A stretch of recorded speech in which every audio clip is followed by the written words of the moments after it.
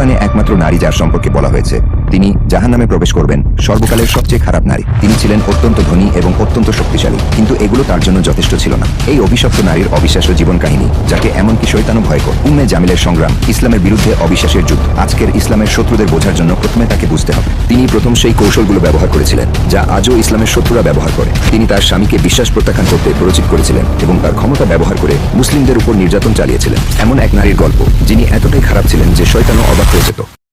কে ছিলেন সেই নারী যাকে আল্লাহ তাআলা কোরআনে অভিশপ্ত হিসেবে উল্লেখ করেছেন তা কিছুক্ষণের মধ্যে জানতে চলেছেন। তাই আমাদের সাথেই থাকুন এবং শুনতে থাকুন সেই চাঞ্চল্যকর কাহিনী যা আপনার হৃদয়কে নাড়িয়ে দিবে।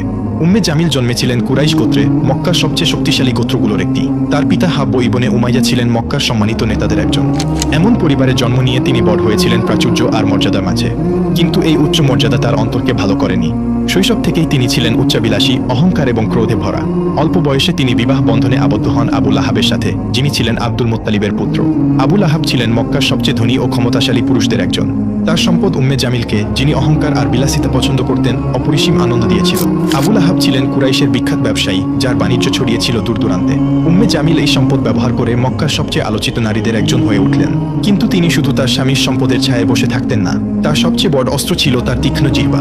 তিনি তার চারপাশের নারীদের উপর প্রভাব বিস্তার করতেন, গুজব ছড়াতেন, যাকে ঘৃণা করতেন তার নাম নষ্ট করার চেষ্টা করতেন।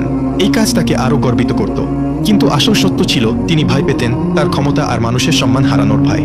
মক্কায় যখন মানুষ বাণিজ্যে ব্যস্ত থাকত, কেউ কেউ তাদের গোত্রের সম্মান রক্ষায় মগ্ন থাকত, কিন্তু উম্মে জামিল ছিলেন তার গোত্র আর স্বামীর মর্যাদা ধরে রাখার জন্য আচ্ছন্ন। তার কাছে সবচেয়ে গুরুত্বপূর্ণ ছিল কুরাইশের নেতৃত্ব, বিশেষ করে উমাইয়া পরিবারের প্রভাব।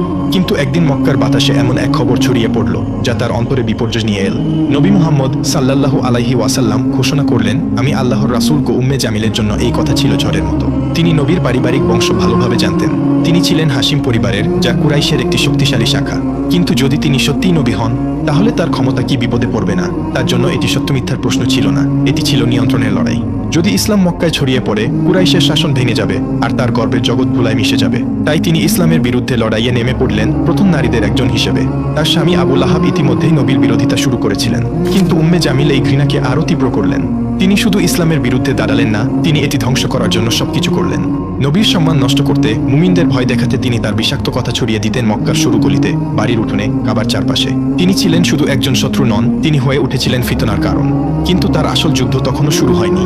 উম্মে জামিলের জন্য ইসলাম ছিল শুধু একটি বিশ্বাস নয়, এটি ছিল তার জীবনের জন্য গুরুতর বিপদ। মক্কা ছিলেন এক ব্যক্তি, নবী মুহাম্মদ সাল্লাল্লাহু আলাইহি ওয়াসাল্লাম, যিনি বহু বছরের পুরনো ব্যবস্থার বিরুদ্ধে দাঁড়িয়েছিলেন। আর উম্মে জামিল এই নতুন দিনের বিস্তার রোধ করতে যে কোনো কিছু করতে প্রস্তুত ছিলেন। প্রথমে তিনি এটিকে গুরুত্ব দেননি। নবীর নবুয়াতের দাবি শুনে তিনি ভেবেছিলেন এটি বেশি দিন টিকবে না। কিন্তু যখন মানুষের ভিড় তার পিছনে জড়ো হতে শুরু করলো, তখন তার অন্তরে ভয় আর ক্রোধ জ্বলে উঠল। আবু লাহাবের সাথে মিলে তিনি এই নতুন দিনের বিরুদ্ধে লড়াইয়ের নেতৃত্ব দিলেন। মক্কার নারীদের উপর তার প্রভাব ছিল অপরিসীম। তার একটি কথা শহর জুড়ে ছড়িয়ে পড়ত দ্রুত। তিনি এই ক্ষমতা ব্যবহার করলেন ইসলামের ক্ষতি করতে। উম্মে জামিল মিথ্যা ছড়াতেন, ভুল গল্প রটাতেন। মুহাম্মদ পাগল, উম্মে জামিল চিৎকার করে বলতেন। মুহাম্মদ জাদুকর, উম্মে জামিল মানুষকে সতর্ক করতেন। মুহাম্মদ মিথ্যাবাদী, যিনি মক্কার শৃঙ্খলা ভাঙতে চান, উম্মে জামিল দাবি করতেন। এই মিথ্যার উদ্দেশ্য ছিল শুধু মানুষকে বিভ্রান্ত করা নয়, এটি ছিল নবীর সম্মান ধুলায় মিশিয়ে দেওয়া, মানুষকে তার থেকে দূরে সরিয়ে দেওয়া। তিনি এমনকি নিম্নমানের পন্থাও ব্যবহার করেছিলেন। একদিন মক্কার বাজারে তিনি মানুষ জড়ো করে চিৎকার করে বললেন, মুহাম্মদ তার নিজের পরিবারেরও ক্ষতি করছেন। কিন্তু সত্য ছিল এর সম্পূর্ণ বিপরীত। নবী ছিলেন মক্কার সবচেয়ে সৎ, সবচেয়ে বিশ্বস্ত মানুষ। তবু উম্মে জামিল তার নামে মিথ্যা রটিয়ে চললেন। তার সবচেয়ে বড় শত্রু ছিলেন উম্মুল মুমিনিন খাদিজা রাদিয়াল্লাহু তাআলা আনহা। তিনি ছিলেন মক্কার সবচেয়ে সম্মানিত নারী এবং নবীর সবচেয়ে শক্তিশালী সমর্থক। উম্মে জামিল খাদিজার প্রতি তীব্র হিংসা পোষণ করতেন।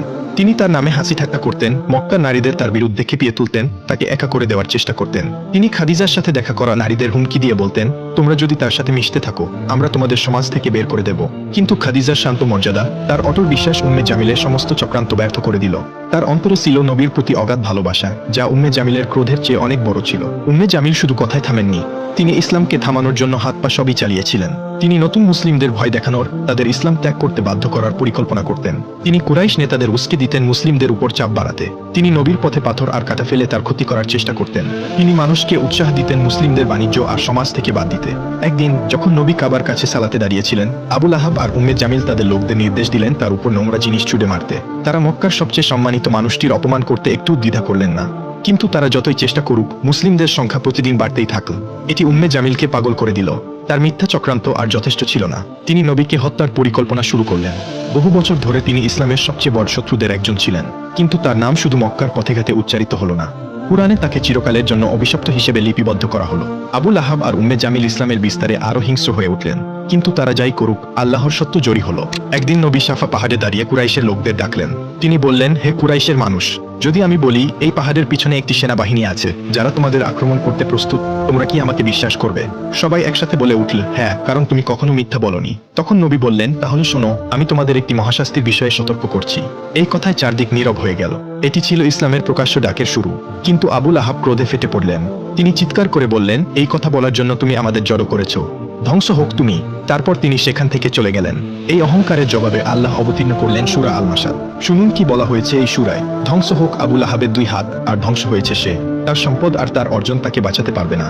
সে পূর্বে আগুনের লেলিহান শিখায়, আর তার স্ত্রী যে কাঠের বোঝা বহন করে, তার গলায় থাকবে পাকানো দড়ির রশি গি। এই সূরা ঘোষণা করল আবু লাহাব আর উম্মে জামিলের শেষ পরিণাম। কাঠের বোঝা বহনকারী বলতে বোঝানো হলো উম্মে জামিলকে, যিনি নবীর পথে পাথর আর কাঁটা ছড়িয়ে দিতেন। এটি তার মন্দ প্রকৃতির প্রতিচ্ছবি। যখন এই সূরা অবতীর্ণ হলো, উম্মে জামিলের ক্রোধ আরো তীব্র হলো। তার কাছে এটি ছিল মৃত্যুর ফরমান। মক্কার মানুষ তার ভাগ্য নিয়ে কথা বলতে লাগলো, এমনকি কুরাইশের নেতারাও তার সাথে ঠাট্টা করলো। একদিন তিনি ক্রোধে ফুঁসতে ফুঁসতে একটি বড় পাথর হাতে নিয়ে মসজিদুল হারামে গেলেন। তিনি নবীকে হত্যা করতে চাইলেন। তিনি ভেবেছিলেন নবী সেখানে বসে আছেন। আবু বকর রাদিয়াল্লাহু তাআলা আনহু তার পাশে ছিলেন।